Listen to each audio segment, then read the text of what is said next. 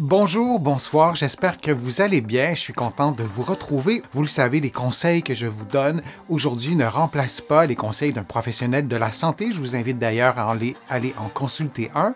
Vous allez trouver aussi beaucoup d'informations et des exercices peut-être que je vais vous donner, que je vous donne sur ma chaîne, dans mes livres, notamment mon livre 99 façons de soulager les douleurs au dos et au cou, et aussi mon livre Plus jamais malade, mon approche globale pour un corps en santé. Vous voyez différentes formes d'altération du disque intervertébral. Le disque, c'est cet anneau fibreux que vous voyez, on le voit très bien, c'est l'anneau fibreux qui est plus à l'extérieur. Et au centre, c'est quoi? C'est du gel. Donc, un gel qui est ni liquide ni solide et qui sert et qui est essentiel, en fait, à la fonction, au rôle principal du disque, c'est-à-dire d'amortir les chocs.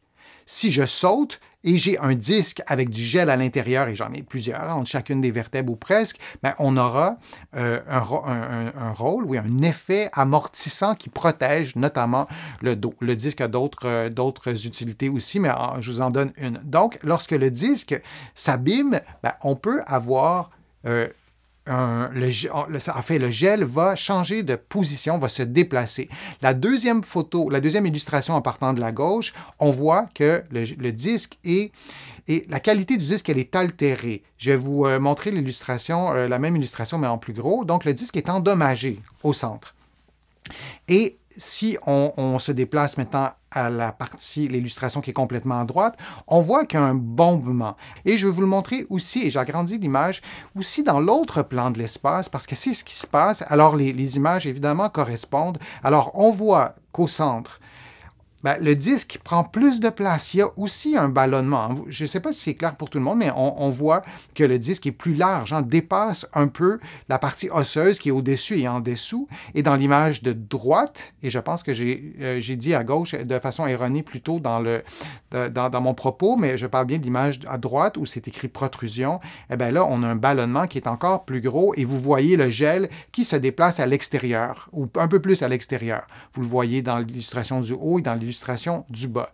Alors, si on reprend les mêmes illustrations que je vous ai montrées tout à l'heure, mais en vous montrant aussi les deux plans de l'espace, alors on voit que le gel du disque peut vraiment adopter différentes positions. Alors, ça ressemble à ça. Et si on regarde maintenant à quoi ça sert un disque, je vous le disais, c'est un amortisseur, comme dans une voiture. C'est fait pour être comprimé.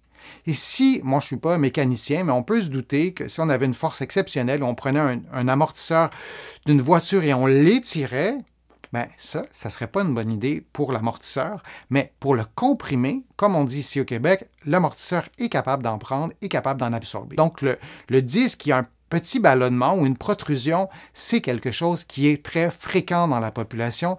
Si on passait des tests d'imagerie médicale, ce qui serait complètement inutile, mais si on le faisait pour faire une étude, on se rendrait compte que la prévalence des disques qui ne sont pas en parfaite santé, même chez les gens dans la vingtaine et la trentaine et encore plus avec l'avancée en âge, on trouverait beaucoup de disques qui sont, entre guillemets, ballonnés ou pour lesquels il y aurait une protrusion ou le disque ne serait pas en parfaite santé, en parfait état, devrais-je dire, et c'est tout à fait normal.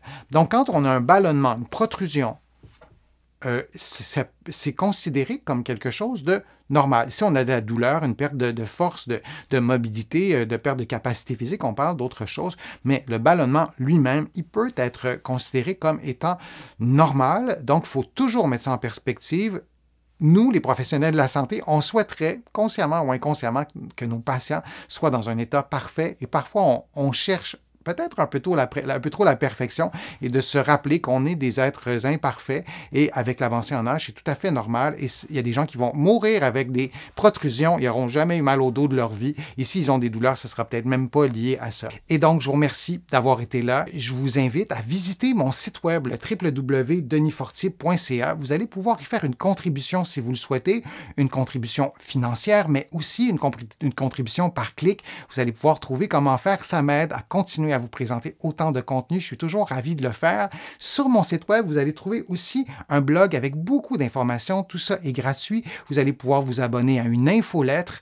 Toujours gratuitement, vous allez pouvoir aussi vous abonner à des courriels thématiques. Donc, vous allez recevoir des courriels sur des thèmes précis et vous allez trouver beaucoup d'informations dans mes livres que vous pouvez trouver partout au Canada en librairie et sur le web. Et mes livres sont aussi de l'autre côté de l'Atlantique, notamment mes livres sur les problèmes de dos et de cou, sur le vieillissement. Mon plus récent livre, Plus jamais malade, mon approche globale pour un corps en santé, et il y en a beaucoup d'autres.